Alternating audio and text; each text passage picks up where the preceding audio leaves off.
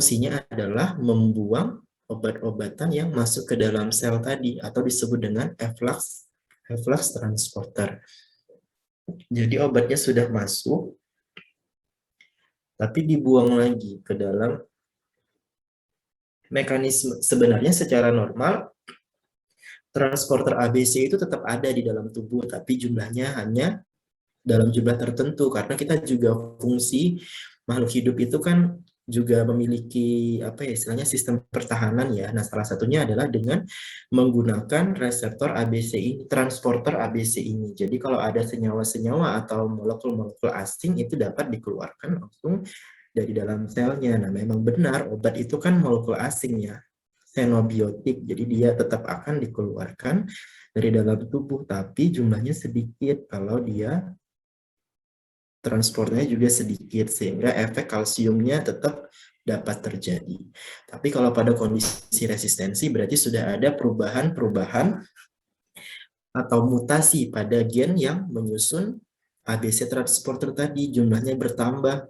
Sehingga kalau jumlahnya bertambah, maka jumlah obat yang dikeluarkan pun akan meningkat, sehingga efek yang dihasilkan akan menurun. Kemudian kita lanjutkan. Yang terakhir itu ada piperazin. Jadi piperazin ini dia berikatan dengan reseptor GABA pada membran otot sehingga menyebabkan terjadinya hiperpolarisasi sel yang berujung pada paralisis. Nah, ini kalau piperazin ini fungsinya atau mekanismenya sama dengan apa tadi yang berkaitan nih makrosiklik plankton dengan ivermectin. Jadi dia sama-sama memanfaatkan kanal ion klor. Tapi bedanya kalau ivermectin itu dia harus berinteraksi dulu terhadap reseptor glutamat untuk membuka kanal ion klor. Tapi kalau piperazin itu dia dengan reseptor GABA, GABAergic.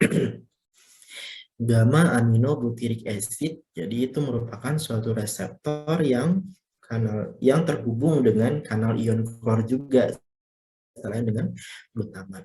Jadi kalau misalnya dia sudah berikatan dengan reseptor GABA, maka kanal klor yang diikatnya akan terbuka sehingga ion klor dari luar akan masuk secara berlebihan ke dalam sel, maka menyebabkan terjadinya hiperpolarisasi yang berujung pada paralisis. Sudah untuk materi hari ini, di parasit memang sedikit, anti jamur juga. Jadi hari Jumat itu kita akan membahas OAT dan ARV, obat anti tuberkulosis dan anti retroviral. Baik, adakah yang ingin didiskusikan terkait materi hari ini?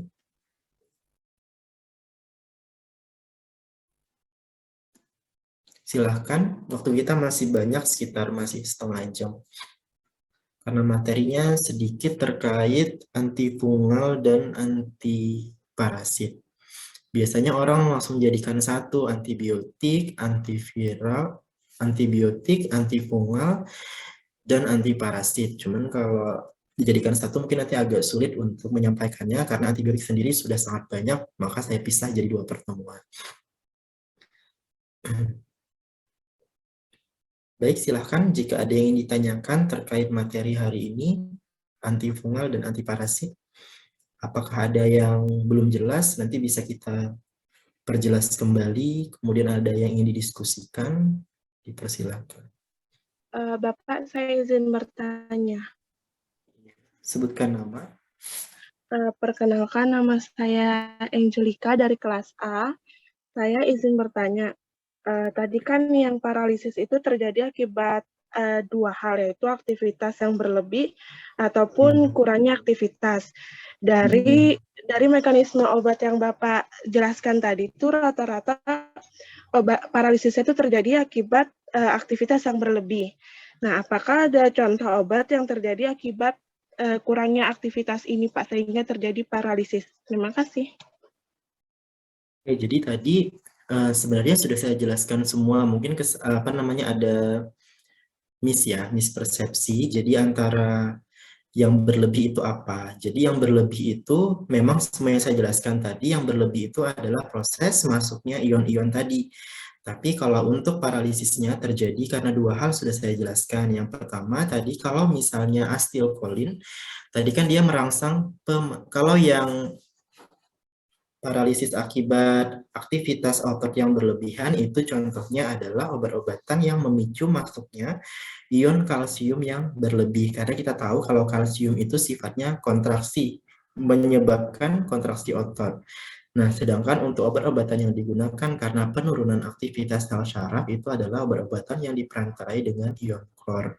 Jadi kan kalau kita belajar farmakologi dasar atau apa namanya pengantar farmakologi biasanya kan dijelaskan ada beberapa neurotransmitter yang terkait dengan kanal ion.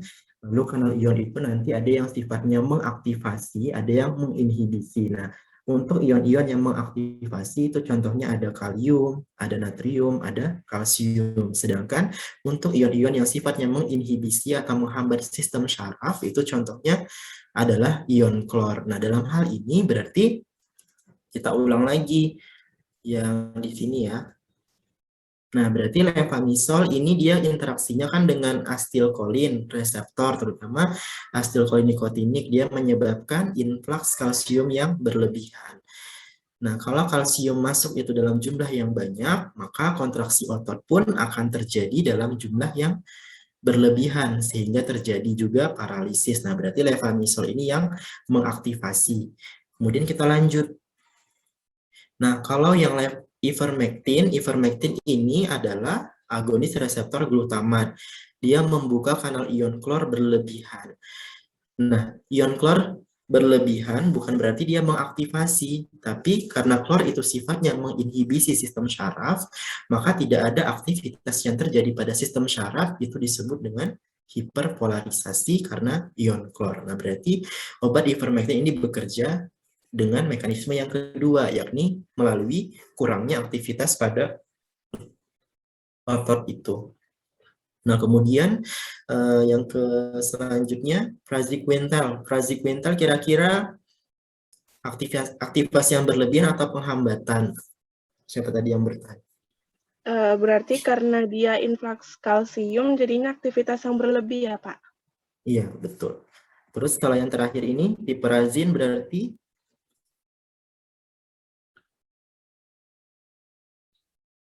piperazin tadi berikatan dengan reseptor GABA. GABA itu terhubung dengan kanal klor. Lalu dia menyebabkan influx klor yang berlebihan. Berarti apa nih piperazin? Aktivasi atau inhibisi? Inhibisi, Pak. Berarti dia contoh obat yang bekerja menyebabkan paralisis melalui penghambatan aktivitas kontraksi otot. Jadi begitu. Makanya biasanya obat-obatan yang bekerja pada reseptor GABA itu digunakan untuk penenang. Contohnya CTM, misalnya CTM dari sisi strukturnya aja sudah banyak mengandung ion klor. Jadi dia bisa berinteraksi. Makanya obat-obatan saraf yang digunakan untuk penenang biasanya mekanisme aktifnya adalah GABAergic. Dia sebagai agonis GABA. Karena kalau agonis GABA berarti dia bekerja pada GABA, GABA diaktifasi otomatis nanti kanal klor yang terikat pada GABA itu akan terbuka sehingga klor akan masuk dan menyebabkan proses penghambatan transmisi sinyal. Dalam artiannya dia tidak ada aktivitas. Kalau tidak ada aktivitas maka kita disebut juga paralisis kan, paralisis. Paralisisnya bisa terjadi karena aktivitas yang berlebihan karena terlalu banyak kontraksi, maka ujungnya nanti akan stop. Begitu juga dengan hiperpolarisasi. Oke. Jelas ya yang tadi terkait perbedaan klor, hiperpolarisasi, depolarisasi. Memang kata-katanya selalu berlebihan ya. Berlebihan itu maksudnya karena pemicu dari luar, kita berikan obat itu untuk memicu secara berlebihan. Tapi akibat dari yang berlebihan tadi ada dua, apakah yang terbuka kalsium, apakah klor. Kalau kalsium berarti pengaktifasi yang berlebihan, kalau klor berarti inaktivasi yang berlebihan. Baik, ada lagi yang... Pak, izin bertanya. Ya. Kenalkan, nama saya Atika Febriana dari kelas A.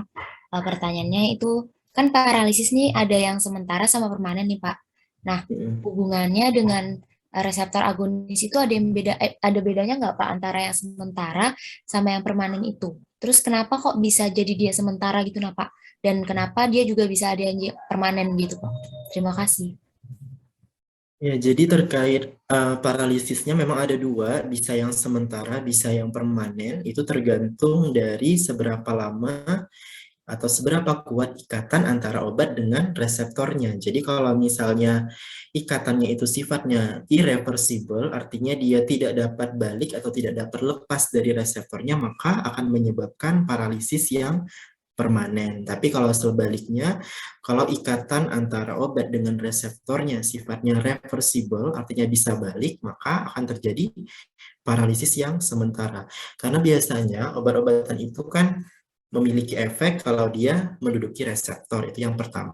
Nah, sekarang untuk bisa menjelaskan seberapa kuat, seberapa lama, seberapa permanennya efek itu terjadi, kita bisa tinjau dari sisi seberapa lama ikatan obat dengan reseptornya. Kalau misalnya reseptornya terikat, kalau misalnya obatnya itu terikat lama pada reseptornya, maka dia tidak dapat kembali lagi seperti semula. Jadi reseptor itu normalnya dia kalau di dalam tubuh ya, reseptor itu harusnya sifatnya reversible. Jadi hanya akan terjadi ketika dia diaktifasi. Setelah itu dia harus normal kembali pada posisi inaktif atau tidak aktif. Nanti kalau misalnya ada rangsangan dari luar, dia harus duduk lagi di situ baru aktif, baru terjadi efek. Tapi kalau efeknya lama di situ, kalau ikatannya lama di situ, maka efeknya akan dirasakan terus-menerus, maka berbahaya juga. Contohnya pada kondisi-kondisi kejang, jadi kejang pada manusia pun itu juga terjadi karena adanya proses pengaktifasi yang irreversible atau terlalu lama proses aktivasi di dalam tubuh, sehingga kita akan mengalami kejang secara terus-menerus. Ya, seperti itu ya. Berarti dia tergantung lamanya ikatan reseptor dengan obatnya begitu ya Pak ya? Lamanya ikatan sama irreversible atau Irreversible. reversible-nya ikatan tersebut. Kalau reversible artinya dia bisa lepas. Kalau dia lepas berarti efeknya berhenti kan. Nah, kalau irreversible dia tidak bisa lepas, maka efeknya akan tetap berlangsung secara permanen seperti itu. Baik Bapak, terima kasih. Dan lagi yang ditanyakan? Bapak izin bertanya. Iya. Perkenalkan, nama saya Arina Aulia Urahma dari kelas B. Saya izin bertanya, Pak. Kan obat antiparasit, khususnya obat antiemetik kayak obat-obat cacing itu kenapa diminumnya setiap 6 bulan sekali gitu, Pak? Itu aja, Pak. Terima kasih. Oke, jadi terkait kenapa obat anti cacing ini diminumnya 6 bulan sekali, itu sebenarnya kayak semacam suatu pencegahan. Nah, kalau misalnya orang yang sudah 6 bulan itu biasanya disarankan untuk orang-orang yang sehat ya. Jadi kalau misalnya orang-orang yang sehat disarankan untuk minum obat cacing 6 bulan sekali karena untuk pencegahan preventif pada kondisi itu memang diharapkan 6 bulan ini rentangnya lama ya. Jadi kita kalau beraktivitas terpapar dalam dalam waktu yang lama, maka diharapkan nanti kalau dalam 6 bulan itu dia secara menyeluruh dia menghabiskan, mengeradikasi secara keseluruhan. Kalau misalnya kita ada kemungkinan mengalami infeksi cacing, maka kondisi 6 bulan itulah waktu yang optimal. Kalau lebih kita takutnya kita takutnya tidak efektif, kemudian kalau kurang kita takutnya juga belum ada kemungkinan untuk cacingan itu. Nah, kalau untuk pada manusia yang sehat, itu tadi manusia yang sehat itu disarankan 6 bulan sekali, sedangkan kalau pada kondisi sudah terbukti terinfeksi, maka kita bisa kurang dari 6 bulan untuk mengobati dalam waktu yang cepat ya. Jadi sebisa mungkin kita harus menggunakannya secepat mungkin karena kita sudah teridentifikasi mengalami kondisi infeksi cacing, maka kita obati, jangan menunggu dalam waktu 6 bulan lagi. Tapi pada kondisi orang yang sehat, itu merupakan suatu kondisi preventif digunakan untuk mencegah maka diberikanlah waktu 6 bulan itu sebagai rentang yang paling pas seperti itu, tidak lama dan juga tidak sebentar. Nah, kemudian juga terkait dengan siklus dari hidupnya cacing. Jadi ada beberapa obat-obatan. Kita tahu ya kalau cacing itu kan dari telur dulu, kemudian setelah dari telur, kemudian dia berbagai macam bentuk. Nah, nanti pada bentuk-bentuk tertentu obat itu hanya akan efektif, tapi dia tidak efektif pada bentuk yang lainnya. Misalnya pada kondisi dia dalam bentuk seperti spora, dia punya kemampuan untuk melindungi diri, maka pada kondisi itu kita percuma begitu ya memberikan obat, karena nanti tidak dapat masuk ke dalam sel cacing itu. Jadi kebanyakan jadi harus bisa, makanya diperhitungkan waktu 6 bulan itu adalah waktu di mana kita menganggap kondisi infeksi cacing tadi sudah dalam bentuk yang efektif untuk diobati begitu. Karena saya lupa mengambilkan siklus pertumbuhan cacing, jadi dia dari telur, kemudian dari bentuk-bentuk lainnya yang sifatnya spora, kemudian pada kondisi spora itu biasanya dia memiliki pertahanan yang bagus. Artinya kalau telur kan kita tidak bisa ya, telur itu kan cuma bisa dimusnahkan, dibuang gitu ya. Sedangkan obat-obatan ini dia harus berbentuk individu dulu, berbentuk suatu organisme yang lengkap, yang berfungsi secara fisiologisnya, baru kita bisa gunakan obat-obatan ini. Karena tadi melihat mekanisme kerjanya, misalnya dia harus paralisis, harus bla bla bla, maka berarti target sasarannya adalah cacing yang dalam bentuk sudah menjadi suatu organisme yang multiseluler. Nah, beda halnya kalau takutnya nanti ketika kita minum obat tapi ternyata kondisinya masih dalam bentuk spora ataupun telur, maka obat itu tadi tidak dapat efektif bekerjanya. Sehingga obat-obatan tadi itu harusnya, saya lupa juga memasukkan ada beberapa mungkin obat-obatan yang juga selain, oh ya, jadi pada kondisi di lapangan itu terkadang kita setelah minum obat cacing itu kita disarankan juga untuk meminum pencahar. Tujuannya adalah untuk membersihkan secara maksimal. Jadi cacingnya sudah kita bunuh, kemudian kita minum obat pencahar untuk mengeluarkan sampai ke telur-telurnya juga. Nah, itu sangat meningkatkan efektivitas dari pengobatan antelmintik. Jadi ada beberapa kondisi mengapa kita harus minum obat cacing selama 6 bulan. Terutama pada masa-masa pertumbuhan ya, pada anak-anak itu sangat disarankan. Kalau kita pada orang dewasa mungkin yang penting kita bisa yang pertama, apakah kita tinggal pada kondisi yang lingkungannya tertentu, misalnya kita harus pertimbangkan juga berbagai macam faktor resiko tadi ya. Yang pertama kondisi lingkungan, kemudian asupan nutrisi, cara kita hidup bersih seperti itu sangat berperan penting. Kalau misalnya kita merasa kita tinggal di lingkungan yang rentan atau beresiko tinggi, maka 6 bulan itu bisa kita percepat, misalnya 3 bulan seperti itu. Tapi kalau misalnya pada kondisi-kondisi tertentu yang kita yakin kalau kita udah menjaga pola hidup yang bersih, maka minimal 6 bulan sekali. Seperti itu. Ada lagi yang ditanyakan?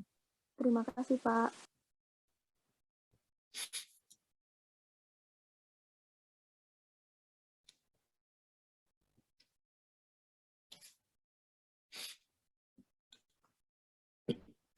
Baik, yang lainnya ada yang ditanyakan? Bapak, saya boleh bertanya kok, Pak? Iya. Sebelumnya perkenalkan, saya Nur Ajizah dari S1 Farmasi Umum C, Pak. Izin bertanya, misalkan kita ini ada makanan ini kita tidak sadar kok ada cacing atau cacing yang kita konsumsi itu, Pak. Bagaimana ya, Pak, pencegahannya? Gimana? Coba diulang. Kalau kita Jadi makan seperti kayak makan daging mentah itu kita olah, tapi orang nggak sadar ada telur-telurnya itu.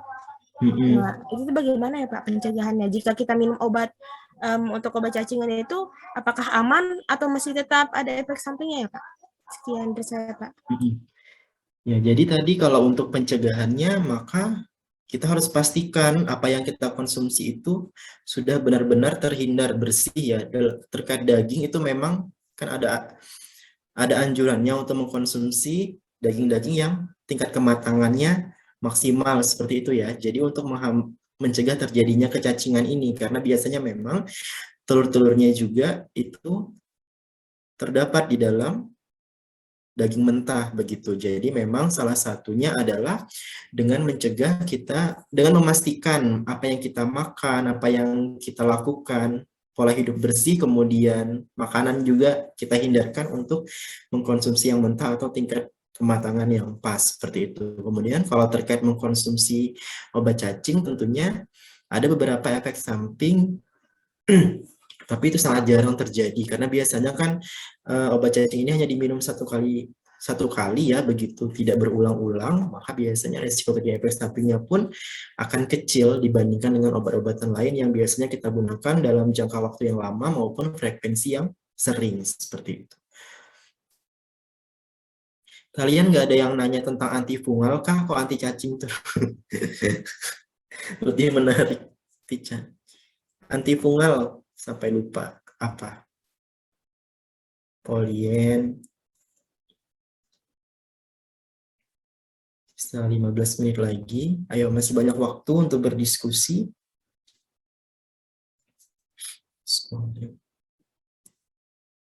Bapak izin bertanya.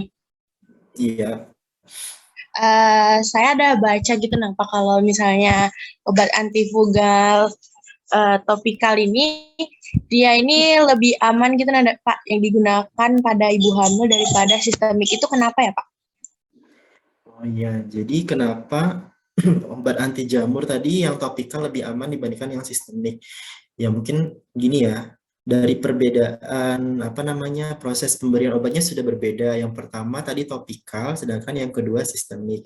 Kalau topikal berarti kerjanya hanya lokal on-site aja. Jadi kalau misalnya kita sebenarnya nggak hanya antifungal ya, obat apapun itu yang sifatnya topikal itu lebih aman tentunya dibanding dengan yang sistemik yang kita minum, yang kita suntikan. Kenapa? Karena yang kita minum pasti akan mencapai pembuluh darah. Begitupun yang disuntik akan masuk langsung ke pembuluh darah. Kalau dia sudah masuk ke dalam pembuluh darah, maka dia akan diedarkan ke seluruh tubuh, termasuk nanti masuk ke dalam plasenta dan mengganggu sistem pertumbuhan janin. Tapi kalau yang topikal itu kan dia dioles ya pada bagian permukaan kulit. Nah, itu dia hanya akan bekerja pada bagian kulit itu. Paling jauh dia hanya akan masuk ke bagian subkutan, di mana bagian itu mengandung banyak lemak. Dia tidak ada pembuluh darah. Maka aksinya atau obatnya hanya sampai di situ saja. Dia nggak akan masuk ke pembuluh darah dan mengkontaminasi si janin tadi begitu. Jadi dia relatif lebih aman. Tapi kita harus pastikan lagi. Tapi ada juga beberapa patch, pernah dengar istilah patch transdermal ya. Jadi patch transdermal meskipun dia ditempel, dia tetap masuk ke dalam pembuluh darah. Biasanya tuh contohnya obat-obatan yang untuk angina atau obat-obatan serangan jantung. Jadi ada yang biasanya ditempel di bagian dada. Kok kita mikir ya ditempel tapi bisa nyembuhin sakit jantungnya. Itu karena obat-obat yang terdapat di dalam patch tadi mampu menembus berbagai lapisan kulit dan masuk ke pembuluh darah. Sehingga dia juga bisa berefek secara sistemik. Nah, tapi kalau misalnya dia topikal itu kan dia hanya on-site kerja pada bagian itu saja, maka dia dipastikan tidak akan masuk ke dalam pembuluh darah, kecuali formula-formulanya tertentu. Gitu. Baik, ada lagi? Terima kasih. Ada lagi yang ditanyakan?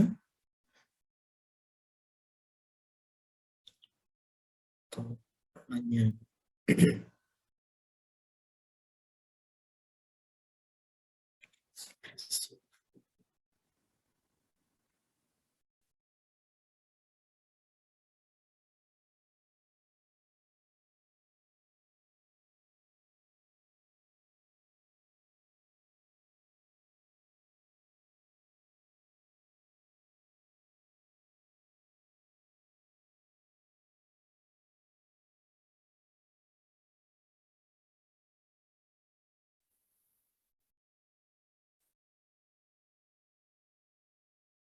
Ayo, ada lagi yang didiskusikan?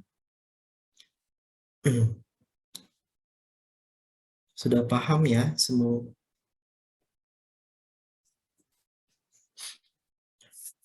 Antifungal.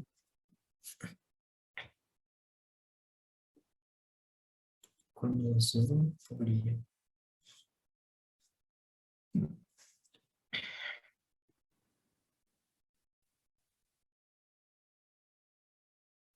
Oke, kalau gitu coba saya konfirmasi ya. Saya partisip.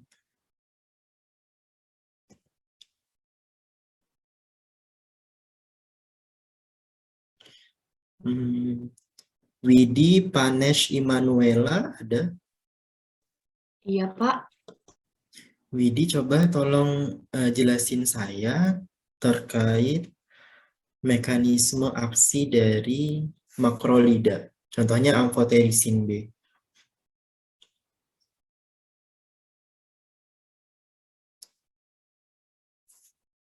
Suaranya belum terdengar.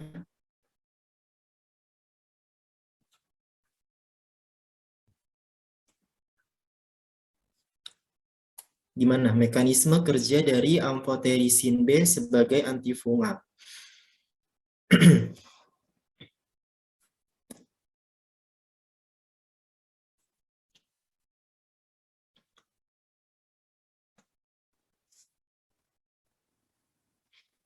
Mic-nya masih off nih. Halo, Widi?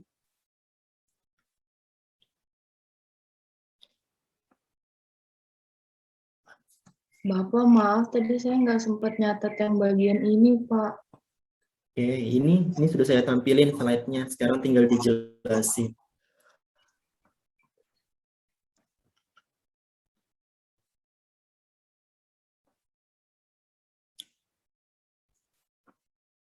Gimana?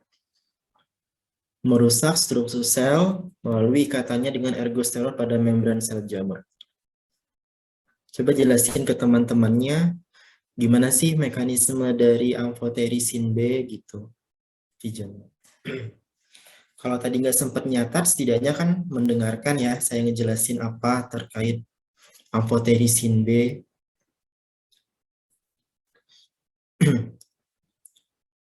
Ayo.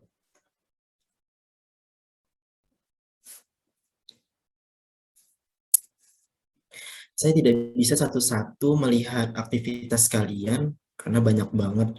Tapi saya positive thinking aja ya, kalian mendengarkan saya.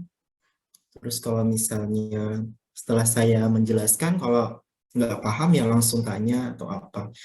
Tapi ini hari ini lama banget tuh. Kemarin pas antibiotik seru ya diskusinya. Tapi kali ini kok enggak gitu. Apa sudah paham semua atau gimana? Terus kalau saya konfirmasi, kalau paham harusnya bisa menjelaskan. Kalau misalnya tidak paham, kenapa tidak bertanya? Lalu kenapa kalian tidak bertanya?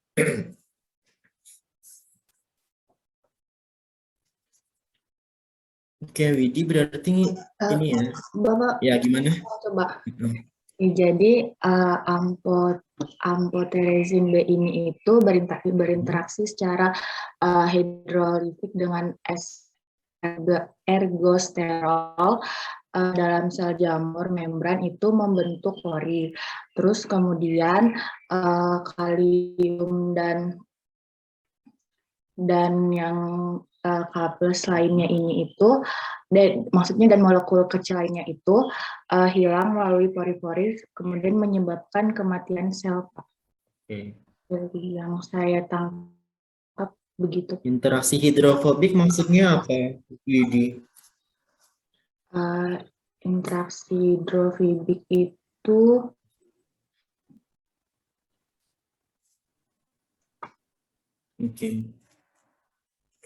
Oke, lain kali kalau misalnya nggak jelas langsung bertanya aja, Widya.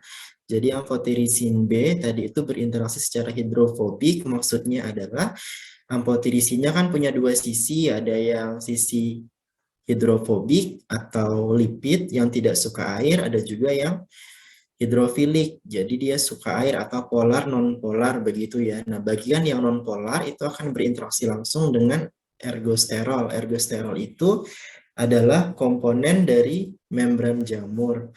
Nah, karena ikatan antara keduanya itu sama-sama kuat, maka menyebabkan terbentuklah suatu pori-pori, yang mana kalau pori-pori terbentuk, semua komponen-komponen sel itu akan lolos keluar sel dan menyebabkan kematian sel. Oke, waktu kita sisa masih lama sih. Saya konfirmasi lagi ke peserta lainnya. Oh ya, ada yang ingin bertanya? Iya Pak, izin bertanya. Kan saya pernah baca katanya kalau misal kayak sariawan itu kan dia bisa karena jamur, bakteri, atau enggak karena virus gitu. Nah, cara kita membedakan, kalau misalnya kita nggak periksa ke dokter gitu, cara kita membedakan mana yang karena virus, bakteri, ataupun jamur itu seperti apa ya Pak? Terus itu, kalau misal kan kalau saya biasa kalau sariawan kayak gitu nggak saya obatin gitu, jadi saya biarin aja gitu. Kadang malah kayak gergetan sendiri, jadi sering makan yang pedes-pedes atau enggak yang kecut-kecut kayak gitu. Itu sebenarnya kayak gitu bahaya nggak sih Pak? Tapi sembuh aja sih. Terima kasih. Ya, jadi sejauh ini saya belum baca ya terkait penyebab sariawan itu bisa virus atau bakteri. Mungkin saya coba cari lagi. Tapi selama ini yang saya tahu sariawan itu adalah candidiasis, dari namanya aja dia candidiasis kan. Berarti artinya pertumbuhan yang berlebihan candida. Jadi candida itu adalah suatu jamur yang mana dia itu flora normal di dalam tubuh kita. Jadi dia di mulut ada, di usus ada. Nah, tapi pada kondisi-kondisi tertentu di mana kondisi imun kita lagi turun atau imunokompromis, maka flora normal tadi tumbuhnya ada lumayan berlebihan. Kalau tumbuhnya berlebihan, maka akan sudah nggak normal lagi, maka dia akan menyebabkan terjadinya patogenesis atau suatu kondisi penyakit termasuk sariawan tadi. Nah, kenapa kalau sariawan itu tidak diobati nggak apa-apa, pada kondisi dia nggak terlalu parah, nggak terlalu mengganggu, maka itu nggak apa-apa, it's okay, nggak diobatin, karena dia hanya mengandalkan sistem imun untuk mengembalikan keseimbangan flora normal di dalam tubuh kita. Jadi si Candida itu sebenarnya bukan suatu yang, apa ya, dia itu flora normal tubuh kita, tapi pada kondisi kita misalnya lagi sakit, lagi imun kita menurun, maka dia mampu menginvasi atau menyerang bagian-bagian tubuh kita tertentu dan tumbuh secara berlebihan. Maka timbullah suatu penyakit kandidiasis. Kalau di mulut namanya sariawan, ada juga kan kandidiasis pada kelamin perempuan kan seperti itu. Nah, itu juga disebabkan karena ketidakseimbangannya flora normal di dalam tubuh. Nah, biasanya kalau kita sariawan bisa pakai yang vitamin C misalnya untuk meningkatkan sistem imun lagi, atau dengan istirahat yang cukup atau tidak diobati tadi nggak masalah ya, karena ketika sistem imun kita sudah kembali normal, maka sistem pengembalian keseimbangan flora normal tadi juga akan kembali, sehingga tadi pertumbuhan kandidiasis yang berlebihan itu akan dihentikan, makanya nanti dia akan sembuh sendiri sariawan itu sebenarnya. Jadi pada kondisi yang mengganggu, misalnya dia, kan sariawan itu nggak hanya putih, tapi kadang sampai luka. Nah, kalau sudah sampai luka, itu kan sangat mengganggu. Hanya biasanya diberikanlah obat-obatan penghenti dari, supaya mekanisme penyembuhannya itu cepat begitu, jangan sampai dia semakin parah. Kita lihat tingkat keparahannya. Oke, ada lagi yang ditanyakan?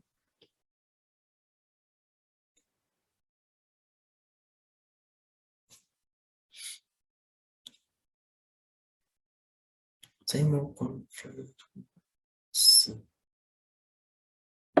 Mohon maaf, Pak, izin bertanya. Iya. Untuk yang obat tadi yang berkaitan dengan reseptor GABA sama yang berkaitan dengan reseptor glutamat itu dipakai dalam kondisi apa aja, Pak? Misalnya kalau kita mau pakai yang berkaitan dengan reseptor GABA pada saat kondisi begini-begini gitu ya, Pak? Ya, Pak. Obat antiparasit tadi ya, obat antiparasit itu tidak ada ini deh, tidak ada kapan, tidak ada kebutuhan khusus dalam memilih obat-obatan dalam kondisi apa namanya antiparasit ini tadi. Tapi yang biasanya itu kita lihat spektrumnya. Jadi ada beberapa, sama kayak antibakteri, anti jamur, antiparasit juga memiliki spektrum kerja obat. Jadi ada yang spektrumnya luas, ada yang spektrumnya sempit. Nah, dari contoh tadi,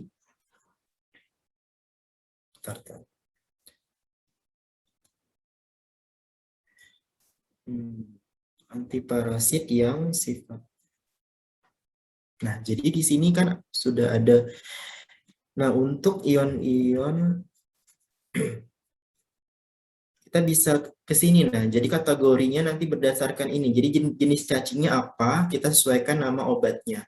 Berarti misalnya tadi, misalnya antikestoda atau yang kestoda. Kestoda itu contohnya cacing pita ya. Cacing pita misalnya pada kondisi kita mengalami infeksi, di mana infeksinya itu karena cacing pita, maka disarankan untuk menggunakan obat-obatan ini, misalnya praziquintel, levamisol. Levamisol tadi berarti mekanismenya adalah influx kalsium. Oh, berarti levamisol itu lebih cocok untuk spektrum untuk mengobati cacing yang sifatnya kestoda. Kestoda itu kan nama apa namanya? Nama kelompok besarnya ya, nanti terbagi-bagi lagi, contohnya spesiesnya apa-apa aja, itu sangat biologis sekali, nanti bisa dipelajari. Kestoda, trematoda, nematoda, sesuai dengan apa cacingnya. Tapi kalau misalnya kita belum tahu, maka kita pukul rata aja yang menggunakan spektrum luas, misalnya praziquintel, kemudian mebendazol, golongan-golongan azol itu umumnya memiliki spektrum yang luas karena dia mampu bekerja pada semua jenis cacing. Tapi kapan kita memilih dengan mekanisme aksi tertentu itu tidak ada sih. Harus minum yang ini, minum yang itu, enggak. Tapi disesuaikan lagi sama jenis cacingnya apa.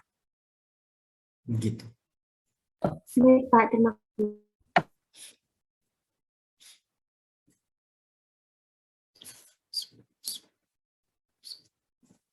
Ada lagi yang ingin ditanyakan? Antiparasit di jamur. Permisi Bapak, izin bertanya. Tadi kan di benzimidazol antiparasit ya, itu kan ada resistensi karena beta tubulinnya itu mengalami mutasi. Sebenarnya tuh Pak, penyebab dia terjadi mutasi itu kenapa ya Pak? Tiba-tiba beta tubulin ini mengalami mutasi, akhirnya terjadi resistensi dari benzimidazol. Terima kasih. Ya. Oke, jadi terkait mutasi dari tubulin itu kita, jadi kan di tubuh cacing ya, bukan di tubuh kita. Kalau di tubuh kita itu misalnya pada sel kanker itu umumnya mengalami mutasi genetik itu terjadi karena apa? Ada banyak hal yang bisa menyebabkan terjadinya mutasi. Begitupun juga dengan si cacing ini, yang pertama adalah karena kondisi lingkungan. Jadi mungkin ada saja beberapa kondisi lingkungan tertentu yang dia menyebabkan terjadinya mutasi pada beta tubulinnya. Kemudian yang kedua itu bisa karena paparan suatu senyawa. Jadi kalau ini kan, kalau obat-obatan seperti ini tuh, kalau misalnya antibiotik itu kan terjadi resistensi karena si bakterinya sudah mengenal obat tersebut. Nah, kalau pada cacing itu mutasi ini kan berkaitan dengan genetik. Kalau berbicara mengenai genetik, maka itu kita banyak faktor. Yang pertama karena adanya proses evolusi. Yang kedua karena adanya paparan lingkungan. Jadi lingkungan yang di sini sama yang di sana belum tentu memiliki jenis atau komposisi genetik yang sama begitu. Jadi misalnya pada kondisi lingkungan A, itu cacingnya masih memiliki tubulin atau beta tubulin yang sama begitu. Tapi tiba-tiba kita di lingkungan B, itu dia sudah mengalami mutasi pada bagian tubulinnya, sehingga benzimidazol tidak aktif lagi dalam bekerja membasmi cacing-cacing yang sudah mengalami mutasi beta tubulin. Jadi sebagian besar biasanya terjadi karena lingkungan, yang kedua karena memang sudah terjadi evolusi pada organisme tersebut. Jadi kalau ngomongin mutasi itu biasanya dua hal itu. Kita pun manusia biasanya bisa mengalami mutasi. Yang pertama misalnya karena lingkungan, karena kita sering terpapar zat-zat yang berbahaya, terutama nuklir, itu kan mampu dengan mudah mengubah posisi dari rantai DNA kita, sehingga nanti akan terjadi mutasi. Begitupun dengan makhluk-makhluk organisme lainnya. Apalagi cacing, kita tahu kan, kalau cacing itu hidupnya di tanah, sedangkan berbagai macam limbah-limbah itu kita buang ke tanah, kemudian kita tidak tahu apakah limbahnya beracun atau apa.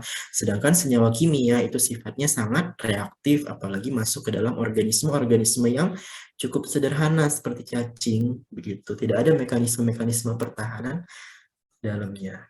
Oke. Ada lagi yang ingin ditanyakan?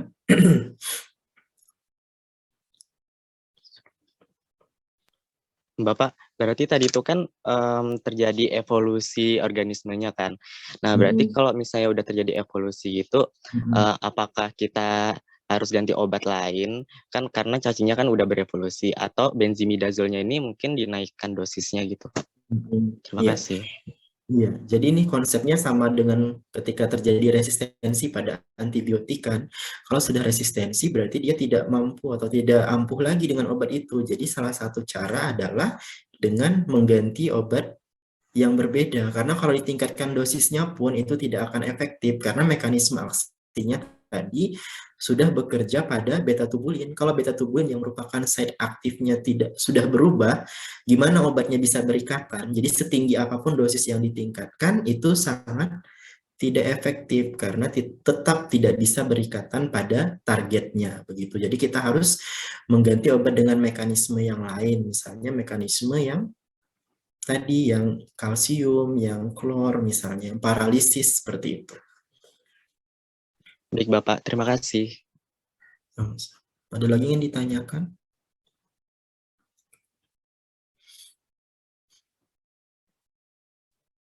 Sisa 16 menit, cukup lama waktu.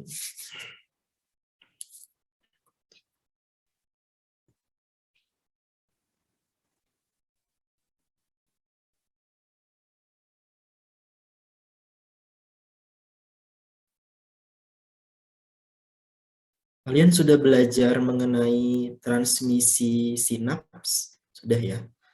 Sudah pernah dijelasin mengenai agonis? Tadi kan sudah ada yang bisa jawab tuh, agonis, antagonis. Berarti sudah belajar juga glutamat, GABA, ya? Sudah belajar ya? Sudah, Pak. Sudah. Sudah ya. Berarti cukup familiar dengan istilah-istilah yang sudah dipakai. Ada yang ingin didiskusikan, ditanya? Minggu depan kita bahas OAT dan antiviral. Mungkin itu cukup menarik ya buat didiskusikan.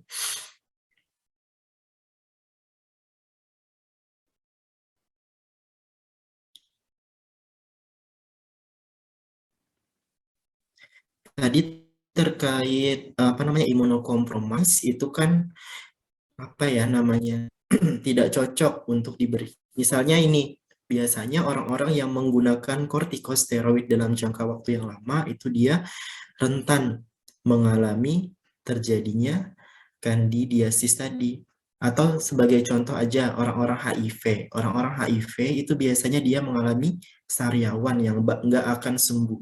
Karena biasanya orang-orang HIV itu kan dia sudah menyerang sistem kekebalan tubuh ya.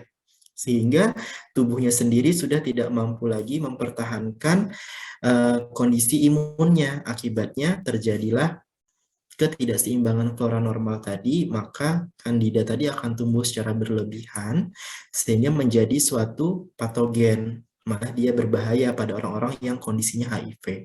Nah, biasanya orang-orang HIV itu seringkali diresepkan obat tambahan seperti nystatin. Karena memang dia pada kondisinya biasanya terjadi sariawan yang nggak kunjung sembuh.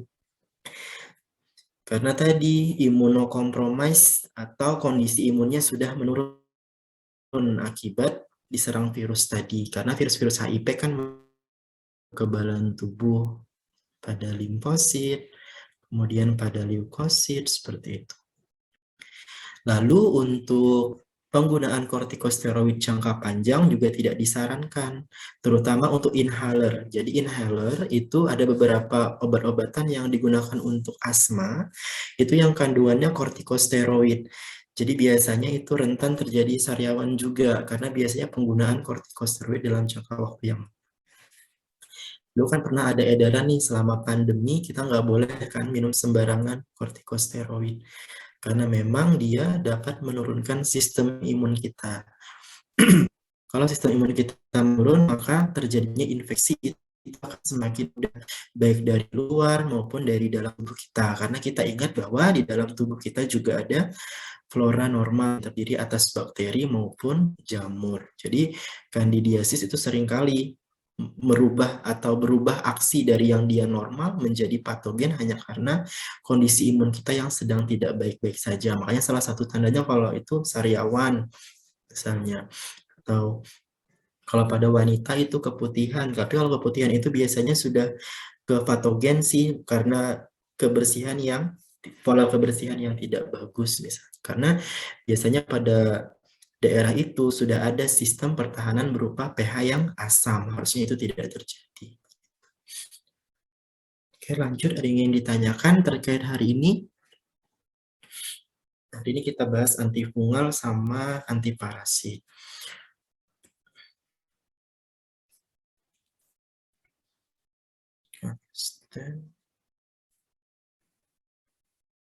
Tapi jujur selama ini untuk kita sebagai seorang farmasi itu sangat kesulitan membedakan antara infeksinya karena jamur atau bakteri, terutama pada kondisi-kondisi penyakit kulit. Kan banyak tuh biasanya ada apakah herpes misalnya, karena virus, ataukah karena jamur. Tapi biasanya jamur itu dia memiliki ciri khas, di mana infeksi jamur itu biasanya terjadi pada lipatan-lipatan kulit.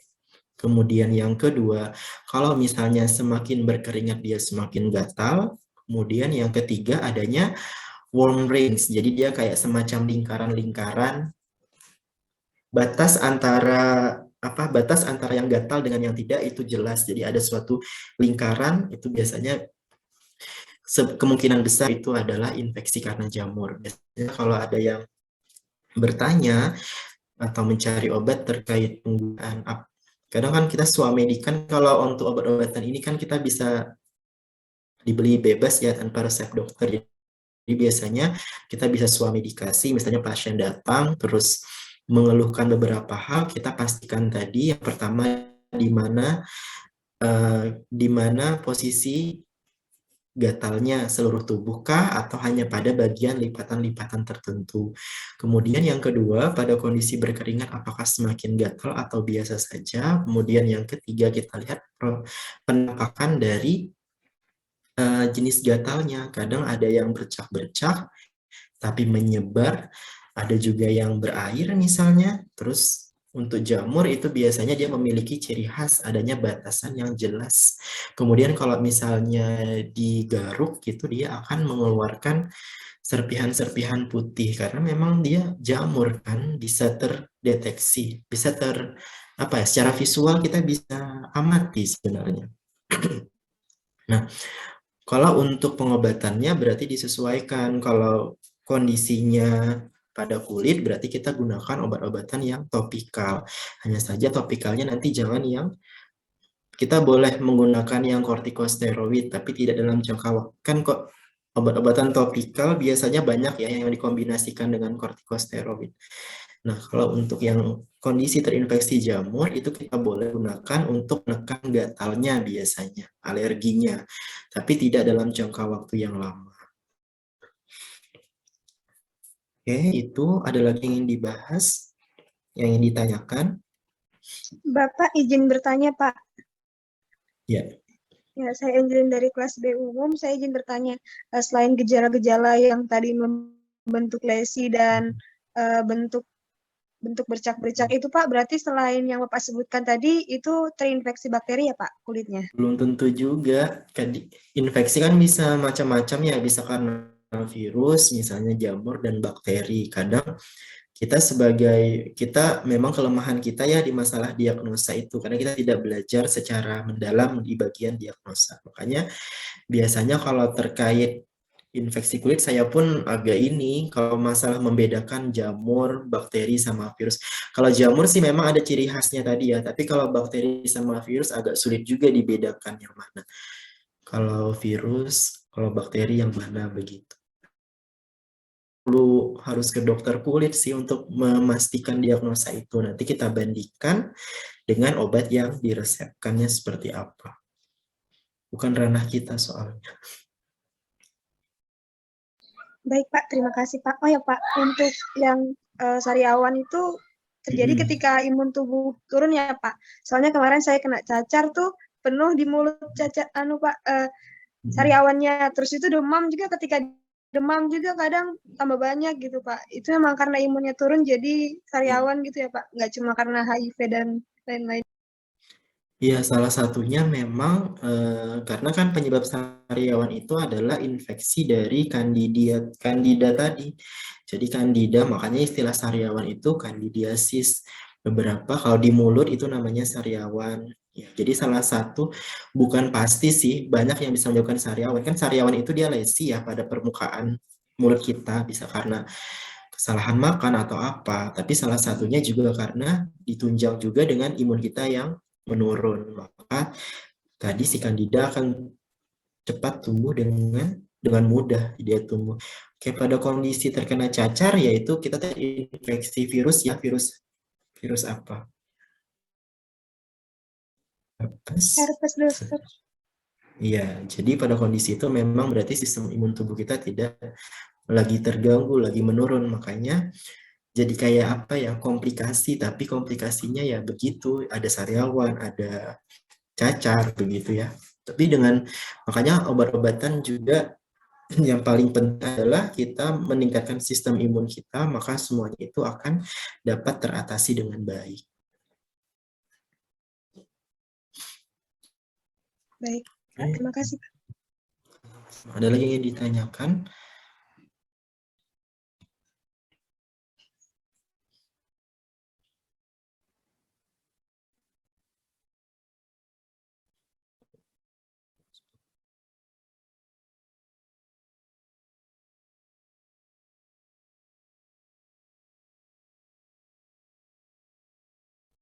Oke, jika tidak ada, saya cukupkan aja untuk materi hari ini terkait antifungal dan antivirus. Antifungal dan antiparasit. Hari Jumat pagi ya, berarti kita ketemu lagi untuk pembahasan antituberkulosis dan antiretroviral pada penyakit-penyakit HIV dan TBC. Oke, kurang lebihnya saya mohon maaf. Saya mohon maaf bila kesalahan kata. Saya harap semua yang bisa saya jelaskan hari ini kita